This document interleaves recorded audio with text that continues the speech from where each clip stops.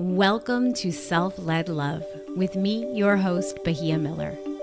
Together, using the powerful framework of internal family systems, we will take on the spiritual and oh-so-human curriculum of becoming radically responsible for our parts and how they show up and grow up in intimate partnership. I'm so glad you're here. Let's dive in. Okay. Welcome back, friends, to Self-Led Love with me, your host, Bahia Miller. I am so excited today to have as our guest, Dr. Carol Shilliday. Welcome, Hello. Carol. Thank you. I'm excited to be here too. Yes.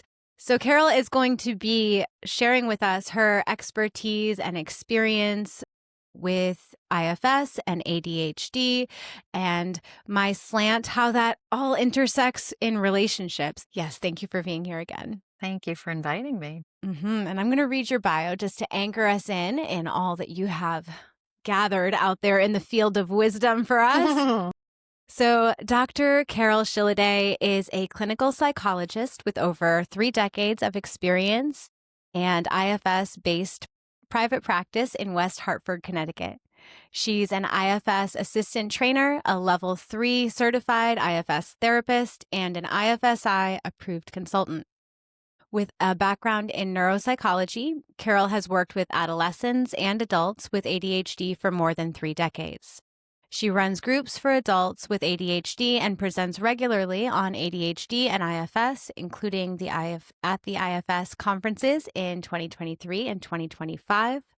And Carol brings both professional expertise and personal experience with ADHD to her work and is passionate about increasing understanding, connection, and healing for those living with ADHD.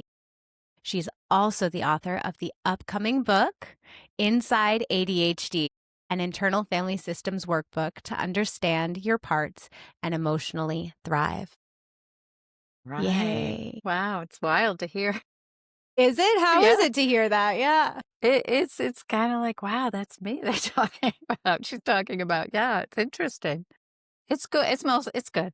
Yeah. Yeah. It's a long chunk of work with this focus, which I feel like is ADHD is just, I don't know if it's just me and my algorithm in my world, but it's all over the place now. And I only have this kind of pop culture understanding of ADHD. So I am so excited and grateful that you're here so that we can all kind of deepen our understanding of what this is. Yeah, I don't think it's just you. I would say probably the past 5 years, there's been an explosion of information about neurodiversity too, right? Not just ADHD, but autism and OCD and all the things, all the different brain wiring. And it makes me extremely happy to see it's getting the attention it deserves. People are understanding it because for a long time, it really, I mean, it still is, but it was really misunderstood.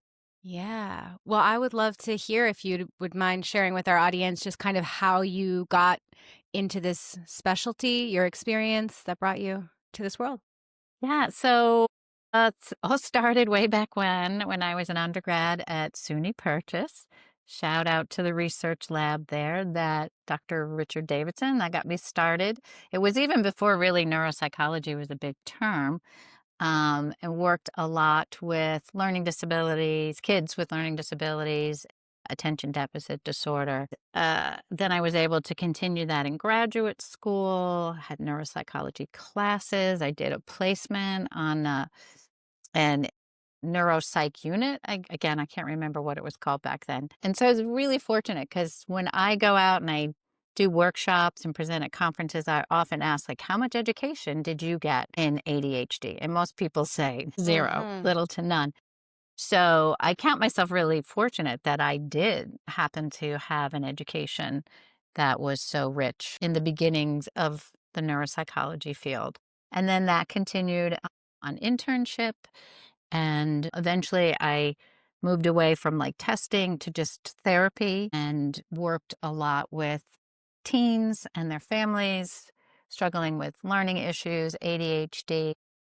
And eventually, as I got older, my clients got older, lo and behold, and I started to see a lot of women in midlife coming in with just what we call treatment resistant anxiety and depression. And I'm like, you have ADD, as I would listen to them and their complaints about not being able to keep up with work or put away the laundry or losing their keys again. And they're always late and just all the stuff. I'm laughing because Carol and I talked before. I'm, ADHD curious myself as you list all those symptoms. Yeah. Yep.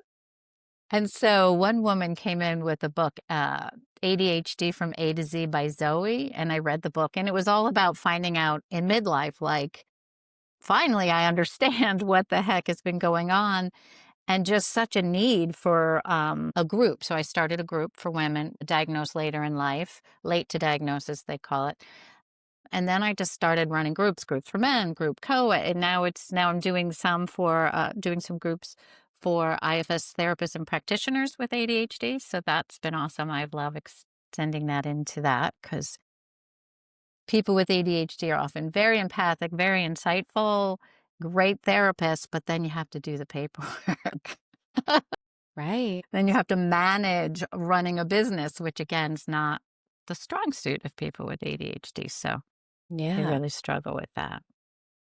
And so, and then I was at a workshop on autism, and everyone had questions about ADHD. And so I was like, maybe people really need to learn more about this. So I presented at the conference, actually a number of times, but 2023.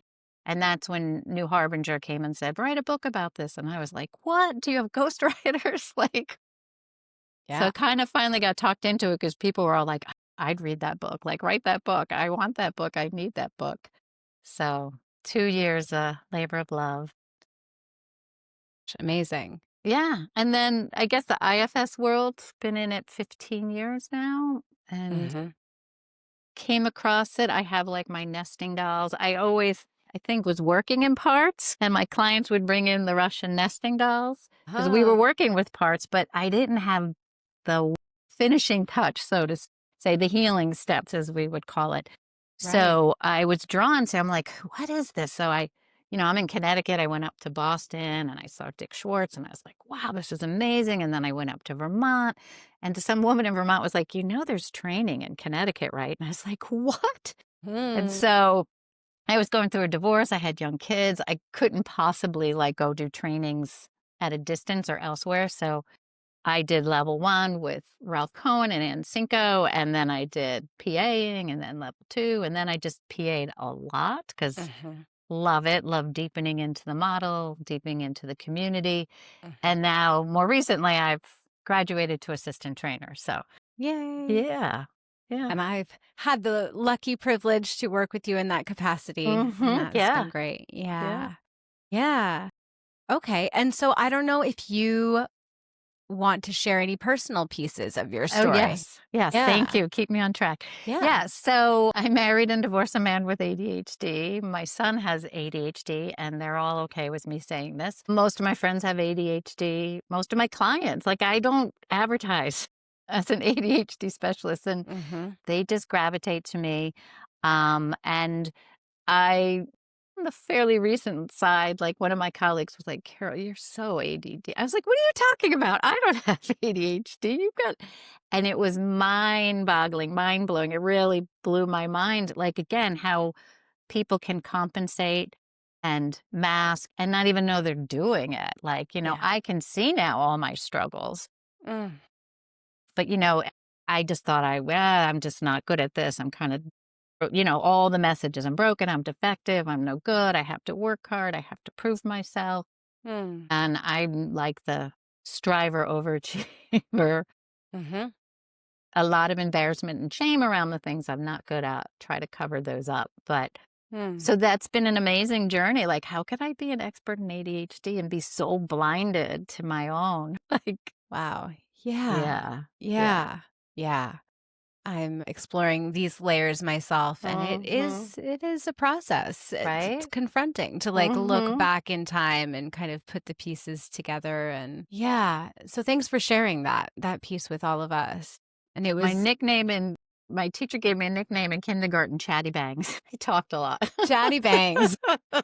Okay. Yep. Right. When Yeah. you kind of look back in time, these pieces make a little more sense sometimes. Yeah. Yeah. Yeah.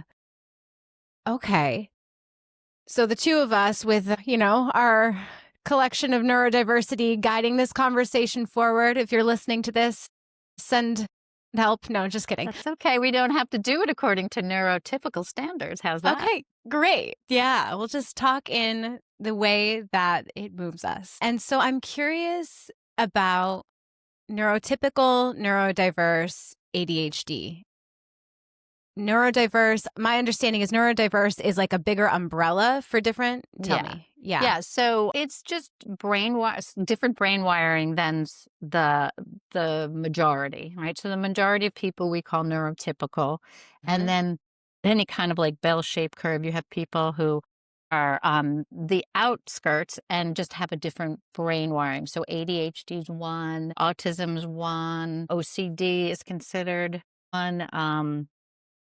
Highly sensitive people are not. So there's a book by Janera Nuremberg called Neurodiverse or Divergent Minds. And she goes over all of them. It's a brilliant book if you really want to learn more about it. But so neurodivergent encapsulates a lot of things, and ADHD is one. And it's just about the brain wired differently. Yeah. And so maybe it would be helpful just to talk kind of about some of we're going to make our way towards like IFS and parts. And so this might actually be a good transition to kind of talk about the parts that maybe show up in an ADHD person. Cause I was going to ask, how do we diagnose or know we have ADHD, or what are the symptoms or patterns? Okay. Those are kind of two. That's kind of two different. So there's the brain wiring, the hardware, what you're born with. And then there's the software, the parts that develop around having this brain wiring, particularly in our culture that doesn't get it, doesn't understand it, doesn't support it. Like I think parts the software would be really different if our culture embraced it and celebrated and nurtured it, and right. So maybe first the hardware. Let's do the hardware. Yeah. So ADHD impacts something called the executive functions, which are in the prefrontal, the front part of the brain. And they've been called executive functions. And so way back when I was probably in graduate school, I was taught like the executive, the person who does all the things, the planning, the organizing, the prioritizing. That's why they call it executive. So it's kind of the part that organizes all the different cognitive functions. So it impacts initiation, motivation, time management, working memory, organizing, prioritizing, finishing a task. So in people with ADHD, the executive functions are not kicking in, they're not as active with certain kind of tasks, kind of boring, routine tasks. So a neurotypical brain would light up if they had to write a paper or something, right? Or do some kind of organized activity. ADHD brain kind of gets quiet. It's not as active. And yeah. And there's something about dopamine and like to chasing things, thrill seeking. Yeah. Impulsivity. I don't know. Tell me. Well, So impulsivity. So there's not enough dopamine in the frontal lobe, and dopamine's a neurotransmitter. That's a chemical that our brain uses to communicate. And so there's just not enough dopamine in the frontal lobe. So it's not lighting up the brain. It's not activating the brain as much. I mean, we could get into all kinds of neuro anatomy and neurochemical, but let's just say the structure, the function, and the chemistry of the brain's different. It's considered a neurodevelopmental disorder. So particularly with kids, they're about 2 years behind their peers. So that adds yet another layer of difficulty in school. But the frontal lobe just doesn't have enough, and norepinephrine, I can never say that one, but And dopamine's important because it's the initiator, it's the motivator, it's the feel-good hormone, it's the reward hormone. Mm-hmm. Not hormone, neurotransmitter. Scratch hormone, neurotransmitter. Um, and when you don't have enough, it's kind of like, when you wake up in the morning and you're kind of groggy and you don't quite feel awake and alert, it's like that's the ADHD brain. And so it's Mm-hmm. looking for things to wake it up. So you want that peak level of alertness, right? If Mm-hmm. you have too much stimulation, like your performance goes down, but you Mm-hmm. need enough to kind of wake you up, get you going.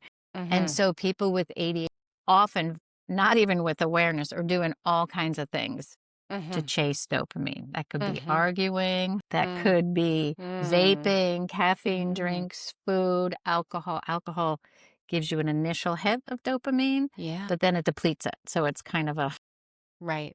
not a great way to get it. Yeah. Yes. Yes. Yeah. Yeah. I am sober. How many years now? 2013. So this will be 13 years. Is Good that for right? you. Something like that. Alcohol's bad for all brains, but really for Yeah. ADHD brains. Yeah. Well, I think I noticed that. Like before I got sober, I was like, I feel great, but then I feel depressed and terrible. And I was Yeah. like, this is just like something about this is really messing with my Yeah. And circuitry. that's what it does. It gives you that initial lift, and people with ADHD really respond to that initial lift because they Yeah. don't usually have enough of that Yeah. feel good. So anything Yeah. that's going to make them feel good, sweets, carbs, right? Like Right. shopping, video games, like all the addictive stuff gives And you our a big culture, hit. yeah, our culture is just like littered with everything you just named, right? Yep. It's like everywhere. So it actually makes sense in a way that this is becoming more aware in the culture, right? Because the culture is so saturated with all of these distractions and intense, Yes. So instant everyone, as you know, they'll gratification. say everyone's a little ADHD, but I think Right. people are really getting it, like how you can be bombarded with these short little things and that you can actually end up training your brain to Yeah. feel like you have ADHD, that you need to go from thing to thing to thing. Yeah. Yeah. Yeah. Okay. I have more questions about that. But for the sake of time, we're going to keep moving. Okay. So that's the hardware. You want to talk software Well, or one more not yet? question on the Okay. hardware, just because we're going to talk about relationships, is I'm curious if there is a difference between men and women's hardware through the lens of ADHD. It may not be, but Well, it's, again, there's all right, so I'll give the overall gender stereotype, but then of course there's exceptions, right? yes, So yes. men typically show symptoms earlier. They're the Mm, boys that can't sit still. They've got lots of energy. They show the hyperactivity. So they come to attention earlier than girls do. They mm-hmm, have more of the external ADHD, mm-hmm, and girls tend to have more of the internal, the mm, daydreaming, the forgetfulness, the mm, disorganization, and mm, they that get missed, right? mm, They're quietly sitting at their desk daydreaming and losing things and forgetting things and being mm-hmm, disorganized and working really, really hard to compensate. And so they're often missed till about puberty mm-hmm, because that's when things get harder, right? The demands of school get a little harder. More executive functions required to keep up with work and to write papers, but there's mm-hmm, also hormones that kick in. mm-hmm. So estrogen really impacts dopamine. Mm, And okay. so typically right before your period, there's a drop in estrogen, and that really messes with your dopamine, with your functioning. And a lot of women will say, like, I'm a hot mess right before my period. And like, why aren't the meds working? You're relating to this too. Yeah. Why aren't my meds I working anymore? very out about tracking the week before the period and all Mm, the ways that we show up differently. Yeah. It's yeah. real. Yeah. And then pregnancy, right? And a lot of women can't take their meds during pregnancy. So Mm-hmm. that's really challenging. And then, of course, menopause. So a lot of women don't get really recognized until menopause hits. Hmm. They've been Hmm. able to work hard, compensate. Yeah. But again, that hormones really impact the dopamine, which really impacts the ADHD and how it shows up. Yeah. Yeah. Yeah. Okay. Okay. And so, and with men as adults, anything we want to name there or? In terms of like how I I don't mean, know. their hormones stay like this. So it's Yeah. not, there's not, I mean, but they struggle with their ADHD. And the other thing to remember is ADHD is dimensional, it's not one thing. So it can look Mm. really different from one Mhm. person to the next. Mm. You could have one person that's like, I really need to study in an environment that has lots of noise. I'm going to the coffee shop. And then Mhm. someone else is like, nope, I have to have it all quiet. Yeah. Or someone might be really outgoing socially, and someone else might be like, "Ooh, I really have trouble going out and being social." So it varies, and we have what we call subclinical ADHD, which is, I think, what I've mostly have had, and why I was able to fly under my own radar and others' radars. Mhm. And so, compared to other people who really have significant ADHD struggles, and it really is more impairing. Yeah. So it's really a dimensional, it can look different from person to person. Mhm. And then Mhm. to add more confusion, it Mhm. can look different day to day, hour to Mm. hour. Hmm. So the symptoms can really ebb and flow. Yeah. Yeah. Okay. So let's talk about the software, Okay. right? I don't know. Sure. Yeah. So So you there's have all these things in a world that doesn't get it, doesn't support it, right? Mhm. Tells you you're broken, you're bad, you're not trying hard enough. Right? You know something's wrong, but you don't, as a kid, you don't know why. Why is everyone else doing the work and I'm like not able to finish it or focus or, right? And so you develop all these great managers that Mhm. try to help. And I think one that has gotten a lot of attention is something called masking. Mhm. Yes. I've heard Right. of this. Yes. Right. Where you try to be neurotypical. You Mhm. try to put on a mask, cover up, hide your ADHD traits. Mhm. So you might try really hard to sit still. I'm going to wiggle a lot, but you're going to try, you try to sit really still. You'll try not to bounce your leg. You might hold back in a conversation so you're not impulsively jumping in or being told you're too much. But so basically, you're really trying to be something you're not. And Mhm. so it comes at a really high cost physically, emotionally, Yeah. often leads to being really disconnected with your authentic self. Yeah. Yeah. Yeah. I can It's only imagine your sense of belonging is impacted, and then there's probably shame, and then the covering, and the working hard, and desire to fit in, and yeah. I'm feeling like you don't know yourself, others don't know you, right? Like, Mhm. yeah, yeah. Right. Okay. Yeah. So that's one. Then, like perfectionistic, that working hard over striver, overachiever, which I'm not perfectionistic, but definitely the overwork, work hard, achieve to try to get that sense of worth, Mhm. right? You deep Mhm. down feel like there's something wrong with me. I'm broken. I want to be normal. So Mhm. maybe if I do things perfectly, if I work really hard, if I strive, then I can feel normal. Then I won't fail because failing's hugely painful. Mhm. Mm. There's studies out there that have looked at kids and they estimate that by the time they're 12, they've received 20,000 more negative comments than their peers. ADHD kids. Yeah. Wow. And so all Hmm. that negativity, hugely impactful. And you'll try and do so much to not fail, right? Mm. A lot of Mhm. critics. There's often critics that try to beat you into achieving, doing, being normal, getting it right. Inner and outer critics? Well, often the inner critics come from the outer. Right. Right. 20,000. Yeah. Yeah. Like, what's wrong with you? You just need to try harder. You're not trying hard enough. You have so much potential, Right. right? Yeah. And Right. the child's like, try harder. Like, I'm trying so hard. And Right. then that leads to a lot of what we call polarizations. Mhm. These Yes. managers work so extreme, so hard, the income, something to try to balance it out. Yeah. So you have give up parts. Yeah. Like, why bother? I'm just never going to get it right. This is too exhausting. You have all the addictions to Mhm. try to soothe, to try to turn the brain off at the end. A lot of people have an Mm. internal restlessness rather than the outer hyperactivity. Mhm. And it's really hard to do transitions. And one of the biggest transition is going to sleep at night.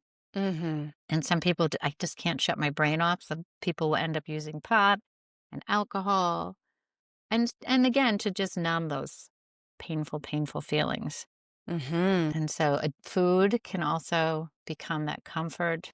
And with the addictions, it's important to understand the brain wiring again, Mm. because people with ADHD are more susceptible to Mm-hmm. addictions Mm-hmm. because of that impulsivity, Mm-hmm. right?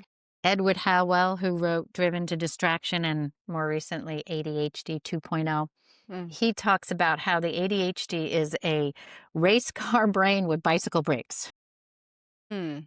And so you can't, Okay. other people would be like, Yeah. I think that was enough, right? Whatever it was, food, Netflix, shopping, pornography, whatever it is, right? Mm-hmm. But the ADHD brain just doesn't have that good of a break to stop. Right. Then it's Right. not good at thinking through long-term consequences, Mm-hmm. right? It's in the moment. You kind of live in the moment, the here and now. Yeah. Uh, Right. And so Right. I think it really helps to take some of that shame out of addiction to really understand the brain wiring. And it Mm. really helps to then make things to do to help you with the addiction, right? Absolutely. Yeah. Absolutely. Yeah. So you have the typical thing that people do to help manage emotions, like my protector, my other managers worked me so hard, I feel like crap. So I'm going to numb myself out, soothe myself, distract myself. But Right. there's also that brain wiring that really impacts.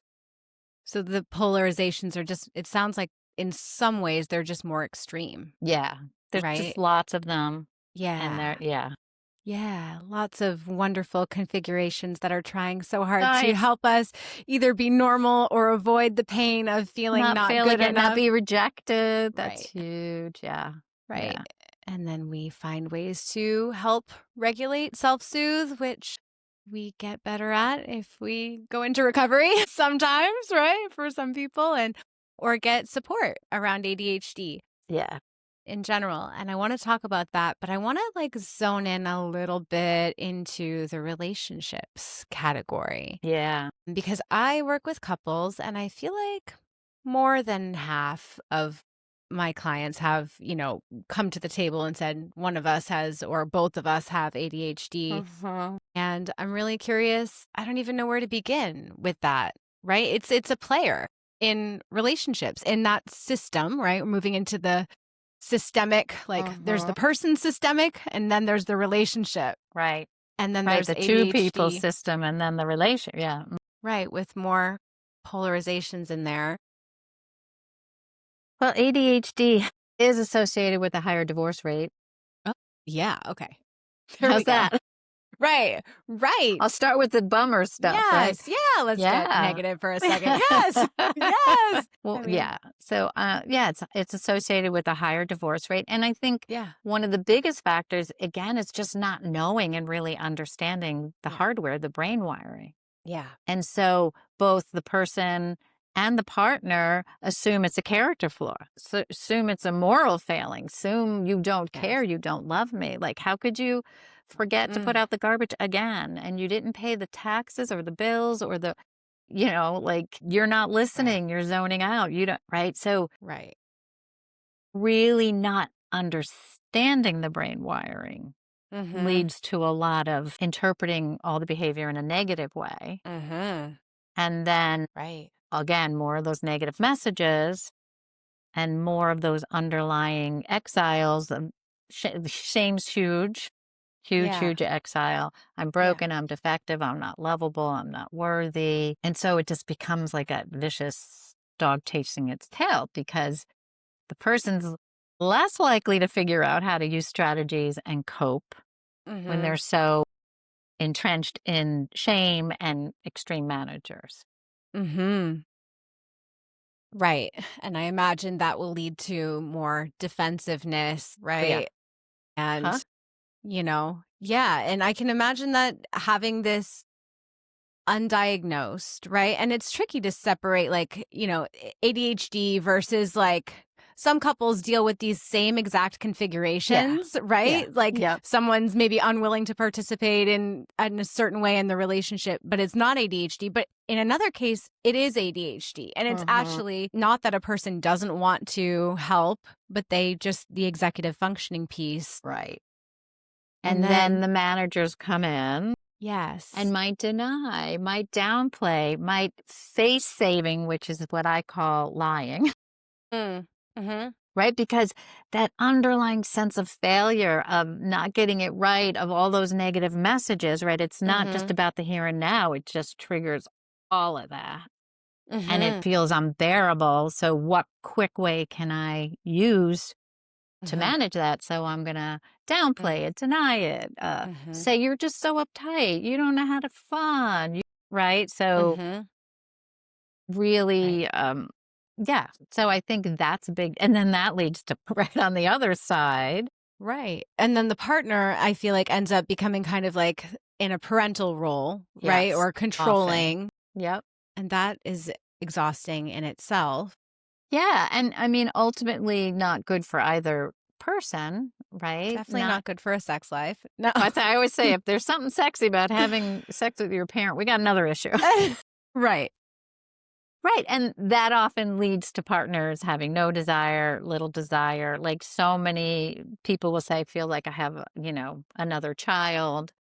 It's really difficult when you do have kids. Yeah. The executive functions that are needed Yes. just can be overwhelmed. So whatever compensation you did have can just kind of go out the window because you're just on overload of the executive function skills required. You hearing that, friends? You're taking that in. Yeah. I think the most important thing is to really take that moment, pause, notice what the heck's been going on in the relationship, that dynamic, right? Yeah. Because again, the non-ADHD spouse can become the nag, the reminder, and sometimes in the beginning they don't mind, like, oh, I'm more organized, or I like things to go the way I like them, Sure. right? Yeah. Of course, opposites will attract. So often the partner who does love to have things go a certain way, i.e. control, or has been an over-responsible person, will be very willing to step into that role initially. But eventually that wears thin and resentment builds, and resentment is not a good part of the recipe of a relationship, right? A lot of bitterness comes out of that. But yeah, because it's okay for a while, but not for long. Yeah. And I feel like, just to circle back to having kids, right? That can be a time when that really shifts. Like, oh, we've been in these roles. I've been compensating in this way, but now I can't do that anymore. And I need you to pick up the slack. And how do we work with those dynamics in couples, right? When one person is maybe struggling with let's just say that the person knows that they have ADHD. Like, is there some way that Well, they really have to, and it goes back to the acceptance we were talking about, right? The road to acceptance is a long, bumpy road. And so I think that is really frustrating for a lot of partners. He or she says they have ADHD, but they won't take meds. They won't do anything about it. It's a bit of a road to get to the point of accepting, because it feels like I'm accepting I'm broken, I'm accepting I'm bad, or what does it mean to the person to accept? So ideally is a person who has accepted it and treats it whatever way that is. Medication, strategies, therapy, executive function coaching, there's exercise, sleeping. I mean, we all know, oh, exercise and sleep well. It's super important to the ADHD brain. I always say protect your sleep. Sleep's really hard to go to sleep, hard to wake up, big transitions. Exercise is fabulous for the ADHD brain, but it's hard to form habits and do it regularly. Well, yeah, right. This is what I see with people, that the self-care is actually the thing that is so hard to do, right? Because it sounds like what you're saying is you have to empower yourself as the ADHD partner to take care, it's not your partner's job to manage your ADHD. Right, but they can help. But they can help. Okay, how can they help? For you, yeah, right? how can they help without getting codependent? I think that distinction is, how can they help not do it for you? Because there's that temptation to just do it for the person. It's just easier, right? It takes much longer to. So I was just talking with someone today who has ADHD, and this person's partner's finally coming around to body doubling. Like, you need somebody with you to do a task. It's kind of like probably something happening with the mirror neurons, the connecting that stimulates the brain, and you can get things done. So this person, cleaning the house, paying the bills, the typical, the day-to-day mundane tasks are what's hard. So someone with ADHD can have 2, 3 advanced degrees, right? The knowledge part of the brain back here, Right. as Russell Barkley will say, is all intact. So, but it's the performance part, it's the doing that's super hard. And so having someone with you really helps. So the person doesn't even have to be doing anything with you, right? They don't have to be doing the dishes with you. They don't have to. One girl discovered that if she sat at the table after dinner, her mom was a therapist writing her session notes at one side of the table. The girl was like trying to do her homework, really wanted to do well academically, up in her room trying, and just nothing's getting done.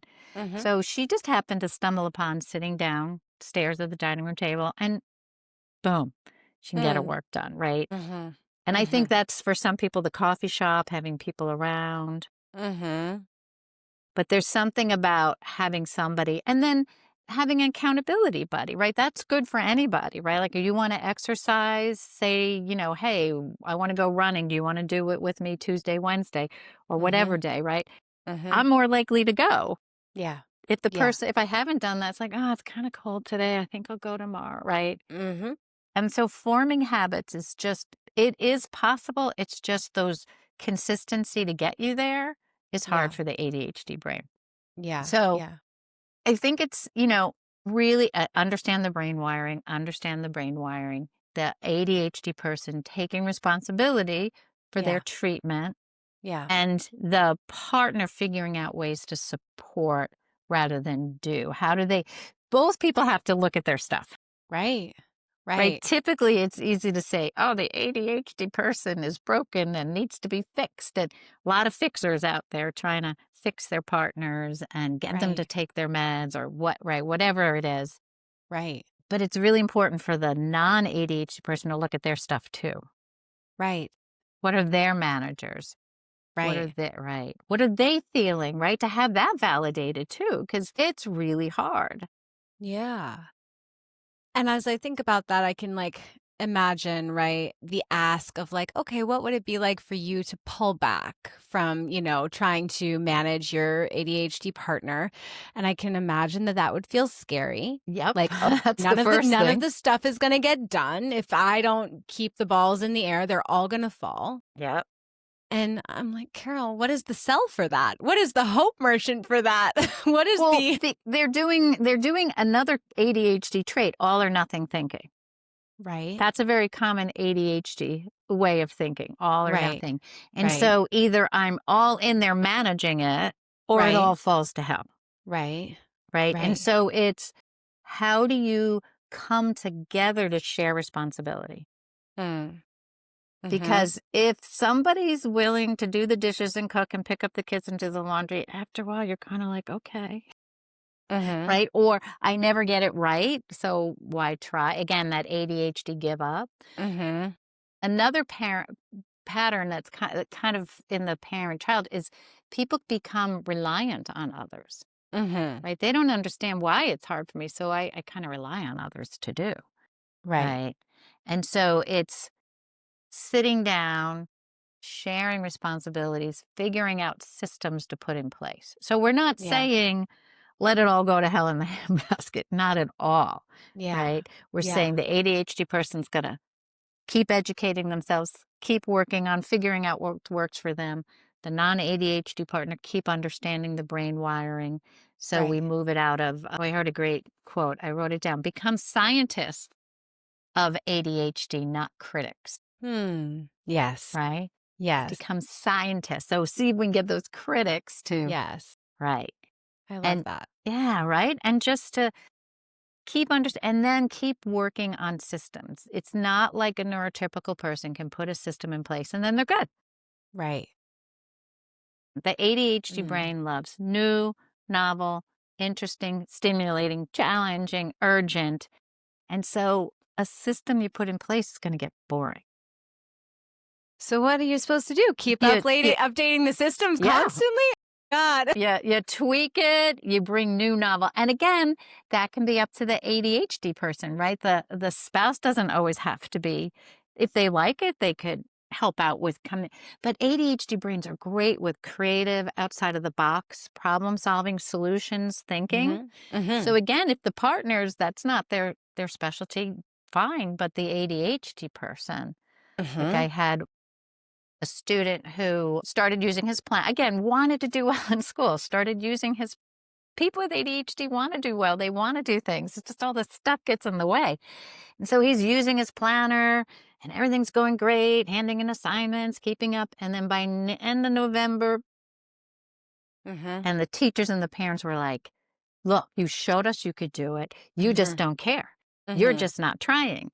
And what he discovered on its own, kind of being his own scientist rather than a critic, said, and he's like, oh, I just need a new planner like every 2 to 3 months. Because it may, and you can go online and find planners galore, right? Yeah.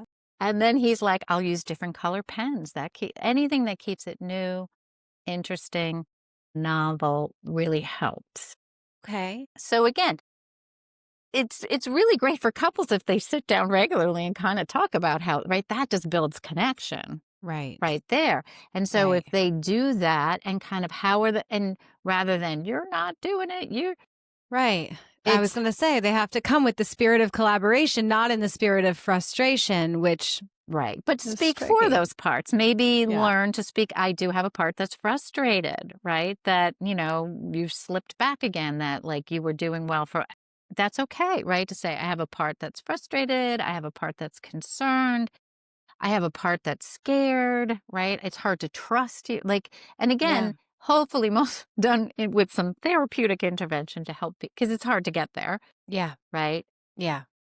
But to really be able to voice it, I think a lot of people with ADHD tend to underestimate the impact on their significant other. Like they're just so used to living it and doing it, and again want to deny it, not see it, because they really don't want to impact people negatively. They often become people pleasers, right? To try to get around that. And so, again, that spirit of collaboration, but also a place where you could share what's really going on, right? Right. As you say that about ADHD and people pleasing, I'm just kind of tracking, and I'm just like, oh, okay. I see that a lot with people who, it can be when these kind of symptoms are all together, it can be really hard to know what your needs are. Yes. Especially with masking. I don't know what my needs are. You mean the ADHD person or the partner? Yeah. Because they've not usually been tuned into. They're so busy surviving. Right. Sometimes I'll be like, well, let's look at some hobbies and interests rather than working so hard all the time. And they're like, I don't know. Right. Right? So how do you begin to know? Can your system give you permission to know? Yeah. I think that what you said, the journey to acceptance for both partners is has to be an ongoing theme, not acceptance like just roll over, this is the fate you have, but this is something that we have to be aware of together. And what meaning do we each give it, right? As Mike Elkin would say, the moral meaning we give. Yes. What meaning are we giving this, right? Interpreting it as bad behavior. Yeah. So the partner both people often feel unloved. Yeah. That's a very common. So when you can get them each to see, wow, you're both feeling that. Yeah. How would it be if we could do something different, right? How is it, right? To bring that commonality. Right. Because they're both feeling unloved. I'm not loved because they want to fix me. I'm not loved because they, won't accept me as I am, right? And again, it's how do I manage my ADD? And then the other partner is, I don't feel loved. They're hyperfixated on their video games. They don't listen when I talk. They zone out. They forget, right? They don't follow through. All the things that we give this real moral meaning to, right? Like if you really cared about somebody, You would remember, you'd be on time, you'd finish a task. Right. To unhook all of those expectations of what love is, Yes. that's a Mm-hmm. process. Mm-hmm. That is. And to really make sure, because often the partner's like, so what? Does that just mean I just do not, right? Do nothing and it all goes to hell and it's like, nope, right? I understand that part's nervous, and to work Yeah. with that part that holds. And that probably goes back to their own managers that were parentified, over responsible, Mhm. right? Mhm. What is Yeah. it like to partner with someone who's not exactly like you, might have a different way of doing things? Yeah. Yeah. I mean, that's like one of the core questions that I always stuck out to me from the IFIO training is like, how do you feel about your partner and you being different? It's like in this one, right, where there's one ADHD person, one maybe not so much. And how we need both brain wirings, right? They're both so valuable. Right. I mean, that, yeah. Yeah. When you were talking about the hardware, I was just like, how much of this is just comparing it to what patriarchy and the thing of normal? And you kept saying, Yeah. right, Oh, in a yeah. world that doesn't value or understand Yeah. this Hmm. alternative brain wiring. And there's actually maybe nothing wrong with it. No, actually, there's something called the neurodivergent movement. Yeah. Judith Singer did a while ago to move it out of pathology Yeah. into just understanding it's just diversity of brains. Yes. And we need all those different brains, I right? love that. Yeah. Yeah. And I think what's helpful for a couple is to remember, when they can get there, what it was the partner, the non-ADHD partner, initially liked and loved about their partner. Because it's usually, Mm-hmm. I loved their spontaneity, their Mm-hmm. creativity, their joy Mm-hmm. for life, right? Mm-hmm. Because I've been this over responsible, controlled, need to get it all done person. Mm-hmm. And they like dance in the rain, and they Mm-hmm. make silly faces with our kids, and maybe Yeah. they stay up too late, but Yes. The right, gift. yes, to remember the strengths too, on both Yeah. sides, right? Yes. And how do we help those not be extreme and not get polarized, right? Yes. Yes. And not devolve into my way is the right way and yours is the wrong way, but really to allow them to complement each other. Yeah, and Yeah. find ways to improve connection that works for both, Mhm. right? Mhm. Yes. And that's, again, those are not always easy, obvious solutions, but it's not one side or the other. It's like, what would work for both of us? Like Mhm. I had one woman's like, I love to go for dinners and sit and relax. And he's like, oh my God, after about an hour, I got to get up and I got. And so they finally agreed that they would go for a nice dinner and then go for a nice long walk afterwards. Mhm. So Right. she still had the connection she wanted, and he Mhm. could do it in a way that worked for his. Sitting for long times at a table just made Yeah. him like not pay attention, right? Right. But walking and talking, and people with ADHD actually love deep, interesting conversation. Mhm. They're terrible Mhm. with small talk. They'd rather Mhm. like, let's get into something juicy and interesting. And that could be, that's just a wonderful level of intimacy. I think people forget because it's so caught up in the day-to-day details of the kids and the work and the mortgage but to Yeah. really have deep conversations, to really get to know each other. Mm. ADHD people love that. Yes. Yeah. Yes. I love And it's that. a wonderful form of intimacy, right? To just, Mhm. Absolutely. Okay, and so we're starting to run out of time here, and I'm okay. aware of the time. And I had questions around sex and intimacy. I don't know if you have things you want to say about that. Also, the nervous system. I'm curious if that's a player in this conversation. I don't know. All right. Well, let's go into sex because who doesn't Okay. like to talk about sex, right? Well, yeah, right. So again, keep it new, novel, and interesting, right? Okay. You could be playful and have fun with that. The other thing is that parent-child dynamic will really kill the Mm-hmm. sex life. So I think Yeah. that, you can motivate the ADHD person like, yeah, don't you want your partner be Right. interested in you in a different way, right? Right. Right. And then to help the partner who feels so burdened and wants nothing to, so just help them both unburden, get out of that role. And then again, that can be a nice way of connecting, Yeah. right? And new novel interesting, just bring new novel interesting into anything in life, but particularly that, right? Like, I think, Yeah. yeah. Yeah. Again, those those old way of coping, those polarizations just kill sex and intimacy, right? Yeah. And it's so hard whether you have ADHD or not when you have kids and a mortgage and jobs and it's just different. It's like known to be an intimacy killer, right? That across brain wiring. And so you Yeah. have to like make special time and attention, Mhm. right? Mhm. And so to help that partner that feels so responsible that they can't let go, right? Right. Right. And So really tending to those dynamics that the yes. ADHD causes can really, yeah, be a Mhm. helper Yeah. in rebalancing, which will Yep. make more Mhm. physical intimacy Yeah. available. Yeah. And then, to really help the partner who just feels so beaten down and if they might be afraid to go and have sex. What if I fail? I don't want to fail. Like again, not failing is huge, Yeah. right? So that can become an issue. Right. Especially the longer it goes, Yep. if it's been a dry spell. Mhm. Yeah. And again, that person with AD is going to tend to hear and see that all and go to those really negative. I'm broken, I'm defective, there's something wrong with me, I'm Mhm. unlovable, Mhm. right?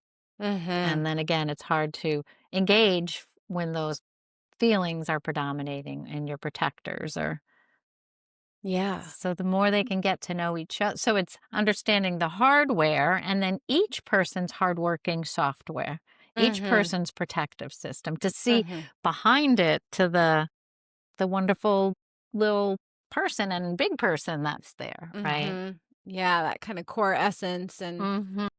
yes, I think what you were saying too about like, that place of, oh, I'm so bad. I'm so right. Being able to name and know the shame spiral and to identify it not as truth, but as a pattern and as a place that the mind Right. has been trained to go into can be the beginning of Yeah. shifting out of that sooner. And so And then painful. talk to the partners. What are the things that send me down that way? What are they?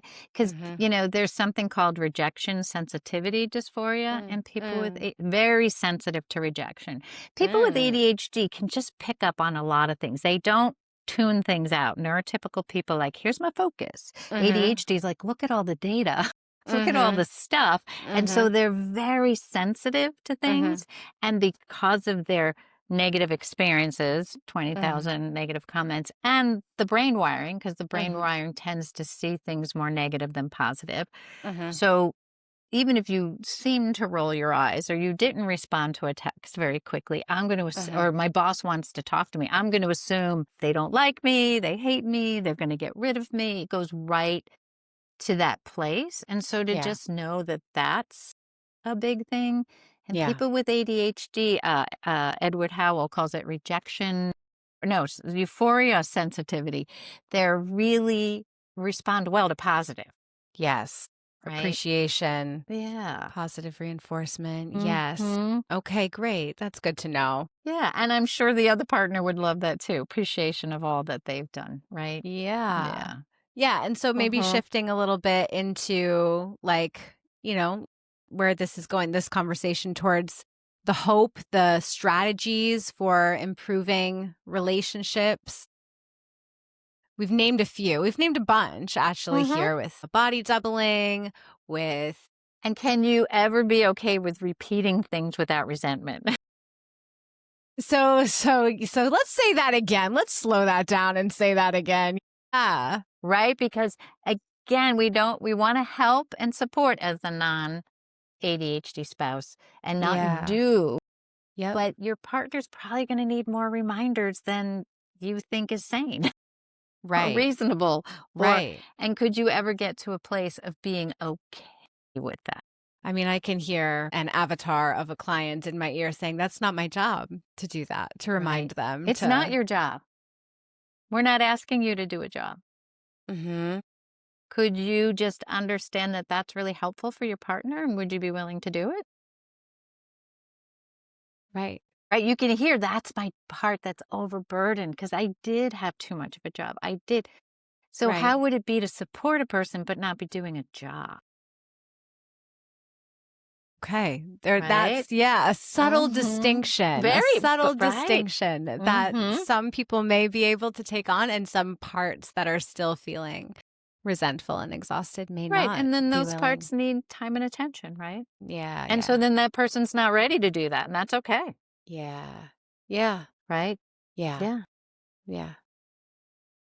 What else for strategies for I I mean, really think the biggest strategy is to really understand. I say this repeatedly, understand the brain wire, understand, because then yes. you'll respond differently. You'll be more willing to think of strategies because it's like they're not doing it because they're lazy, they don't Right. care. This is just really hard for them. Yes. And actually, I see them trying things, and maybe it would be a little fun to get into some problem solving with that person, right? So for the partner, the Yeah, strategy is to really understand both. both. Oh, both the ADHD Yes. person, because you move out of so much shame and blame. Like, that's why Yeah. these things have been hard. Not because there's a book called You Mean I'm Not Lazy, Stupid, Crazy, right? Yeah. Right. Before the diagnosis, I thought I was lazy, stupid, crazy, Yes. right? So to really I'm really hearing like really just giving this some attention. Like Mm-hmm. actually putting the focus on this in an intentional way to really understand it, to understand how it's impacting the relationship, to really talk about strategies around it. And ways you ended up, the parts that came on board that clashed, and yeah, and can we do something different now, Yeah. right? Yeah. Yeah, I feel like it can be so easy to just be like, "Oh yeah, well, they have ADHD," right? And it's just like, Or the in person, the I got background. ADHD, what can I do? It's like, no, no, no, no. Right. Right. There's Right.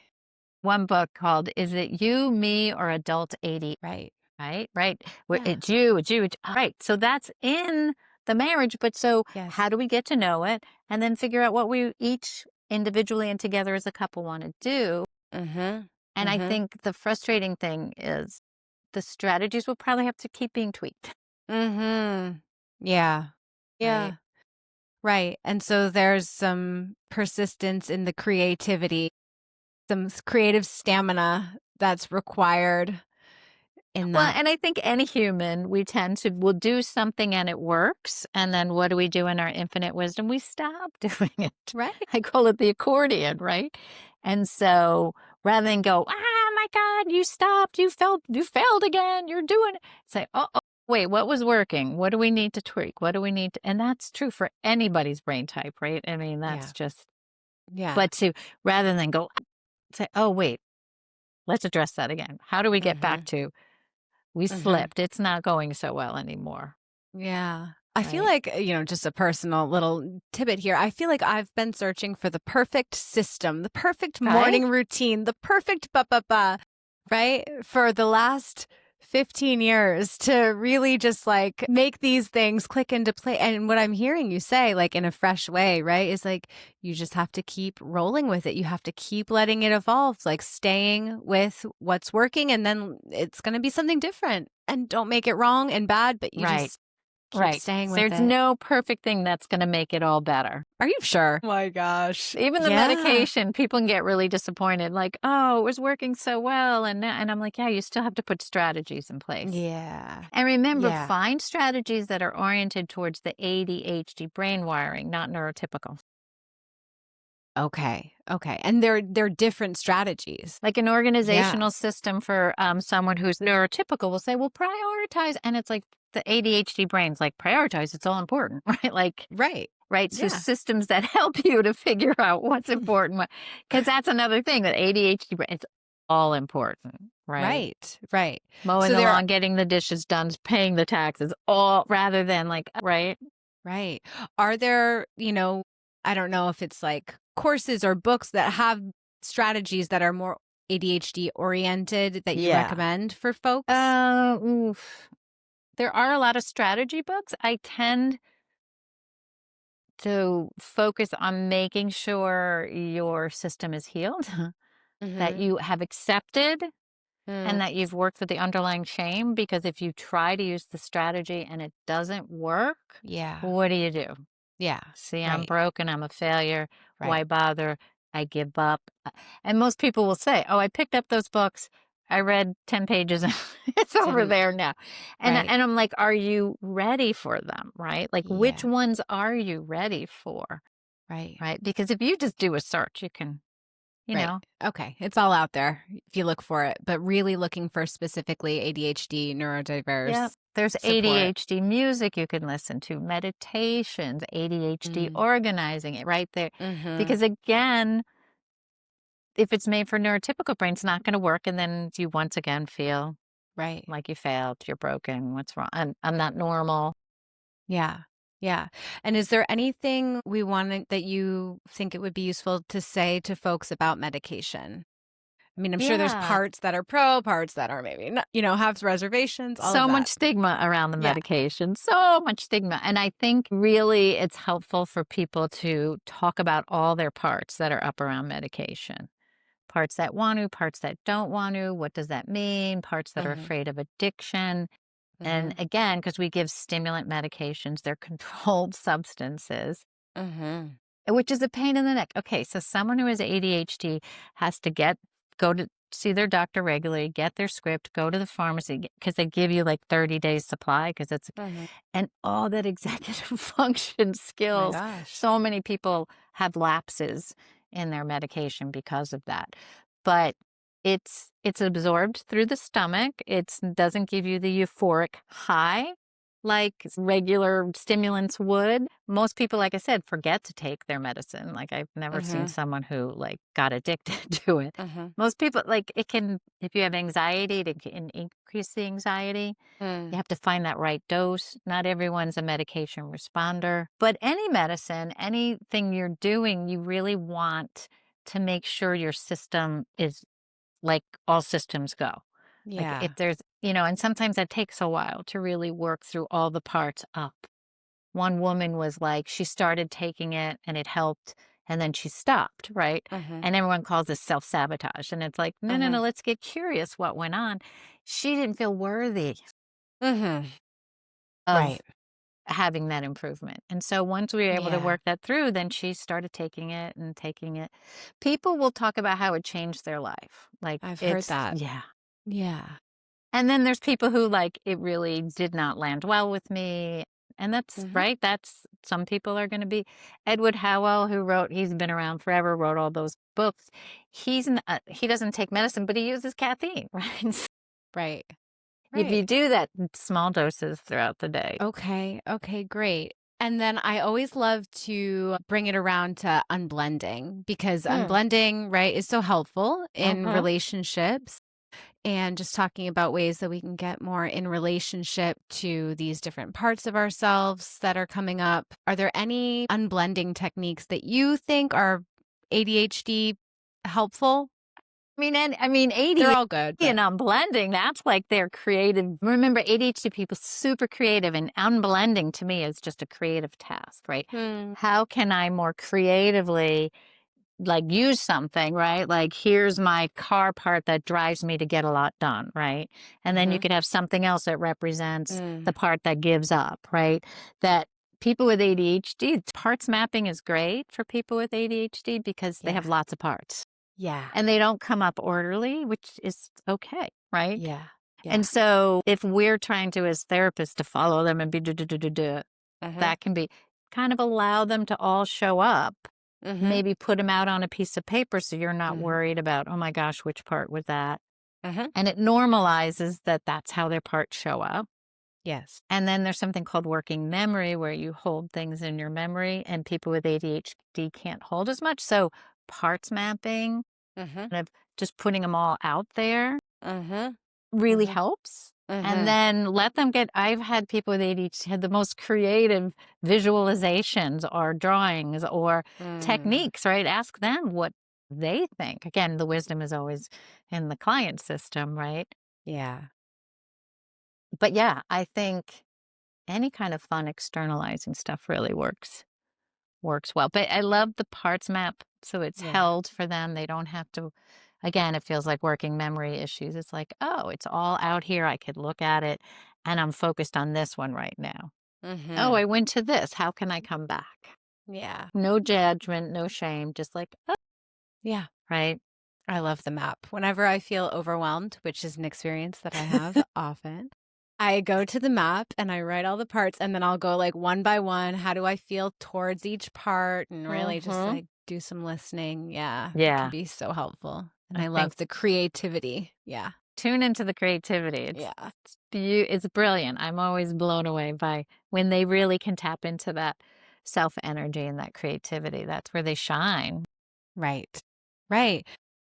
And thank you for just bringing in so much of the gifts that Yeah. come with this hardware, right? The Mhm. unique like sensitivities and depth and creativity and nonlinear, right? Yeah. Thinking and like Good in a all of that. crisis Yes, right, when right, things are right. urgent, critical. Yep, they're Hmm. great. Yes. And here's a question. Is there anything that you wish more other practitioners, therapists, coaches knew about working with ADHD folks? Yes, that's what I do Yes. on my presentations and workshops. Yeah. Because again, did you get any formal training or education in AD? No, no. I'm a No, coach, but I'm out here, but learning the still, things I like, need, and I need this because it's so around. do any of the mental health professionals, therapists, whatever. Like most people don't get any education. So it's pretty easy. There's a gazillion influencers, videos.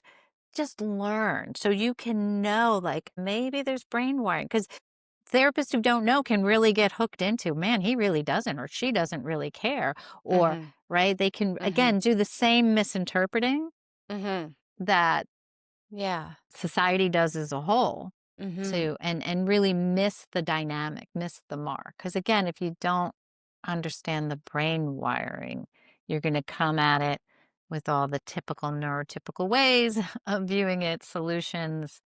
It's Mhm. real easy to get pulled into, oh my gosh, he just gives up. Look at him. He's not even trying. Or, right. Or right. Yeah. Yeah. I'm Just some curious. basic knowledge of it, right? You don't have to become an Yeah. expert, but to know how to sniff it out and to understand it. Yeah. I'm curious about the ethical considerations of saying to someone, this sounds kind of like ADHD, right? Is that something that you feel like is an okay thing to Oh my say to gosh, yes, someone? they usually are like, Yeah. thank God, I thought I was my whole life. I knew Mm, that. So initially, there's often relief, right? mm, So, mhm. how would it be, right? Again, how would it be if we explored this? But most people are like, yeah, right? I Yeah. thought so. Yeah. It explains a lot. Yeah. And then the acceptance journey of, well, then there's grief and then there's fighting it. But often initially, there's huge. Mm. And then people will go off in their ADHD rabbit hole of finding everything out about it they can, which is great. Yes, yes. Yeah. So I find most people initially are really relieved, really happy Mhm. to know why they struggled, that there's Mhm. a reason. Mm. Um, then there can be a lot of grief and anger, like, Mhm. why didn't I know this sooner? Why Mhm. didn't anybody help me? It didn't Yeah. have to be this hard. Yeah. Right, and so just to give room for the grief. Again, it's Yeah. the acceptance piece, I think, is getting a little more attention, but I think it's huge because it's really hard to put into place effective strategies Mhm. until you really get to Yeah. that place of like, all right, I don't have to like it. It's Yeah. hard, and it's hard in our culture to have it. Yeah. Yeah. Yeah. So many times I have a little patriarchy part that's Mhm, popped up in this conversation. I'm like, mhm, hello. mhm. Right. Yeah. Yeah, Trying to fit into yeah, that old box. yeah. Mhm. Yeah, so thank you for that. Just educating ourselves, understanding what the symptoms configurations kind of look like, and then maybe offering the, reflection like this sounds kind of like that. I'm just Yeah, how about we noticing. just explore it, right? Yeah, that can be really validating for folks. And if it doesn't resonate, it doesn't resonate. You just Right. let them. And Yeah, even if they're not ready to hear it, I always say you planted a seed, right, right, right? And right. maybe someday they'll be ready to harvest it. Mm-hmm, But a mm-hmm. part of them felt seen. Yeah, right, right. Yeah, that's great. And then, I think last question. So, last question. You could go back in time and whisper into an earlier version of yourself's ear any piece of relationship advice. It could be ADHD related or not. So, I mean, for myself, it would be, well, I wish my wish was that I understood my protectors, my managers sooner. That would Yeah. be because mine were all, caretaking, focus on everybody else. And Yeah. so, of course, you then end up with people who you're not going to have a balanced relationship with. You're going to Yeah. overfunction for. Yeah. Yeah. So I wish I had understood those. And of course, heal the exile sooner, right? So that you could find healthier relationships rather than looking for others to take care Yeah. of little Carol. Yeah. Yes. Thank you for that. Mm-hmm. That hits. Well, I'm so grateful for this talk.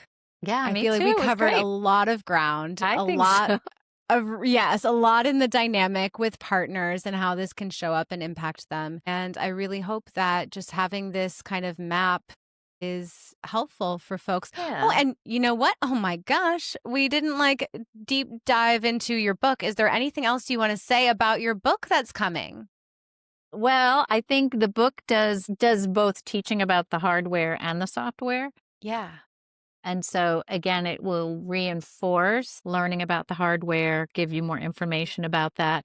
It looks Mhm. a lot into the wounds that we got, those negative messages, then gets into the managers that we developed and the polarizations and how to befriend them Mhm. and unblend and eventually get to the shame, right? To get and to start to get to the because I think really healing the shame is important to do with a therapist or a coach, right? Yeah. That it's Yeah. hard to do on your own.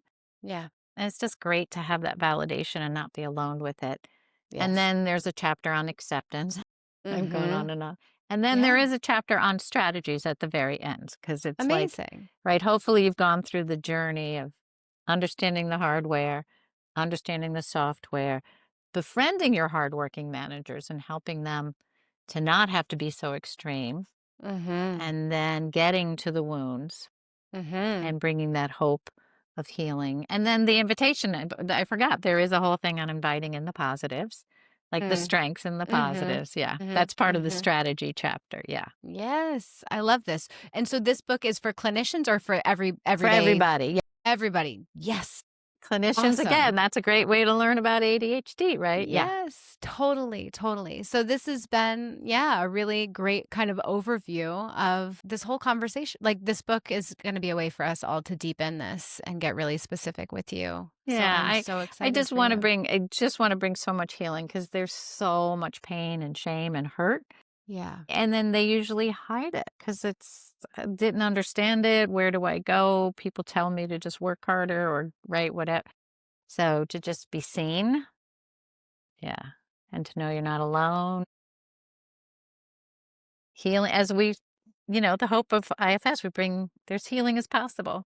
Mhm. Mhm. Yes. Yes. And IFS does that internal healing so well, but also just being part of this conversation, part of Hmm. community, just Yeah, yeah, not yeah, alone in that is I feel like so important in healing shame in general, like you absolutely. said. So, Hmm. yeah. Yeah, yep. Okay. Well, amazing. Thank you so much for Thank you. being here. This is great. And thank you for everyone who tuned in to listen. I will make sure to put Carol's. How should people get in touch with you if they want to be in touch? Your website? What's the best way? Yeah. My email's Dr. Carol Shilliday at Mhm. Gmail, and my website is Dr. Shilliday Therapy. So Great. I will put those in the show notes for anyone who wants to be in touch with Carol. And thanks so much for tuning in. yeah, it's been great. Okay.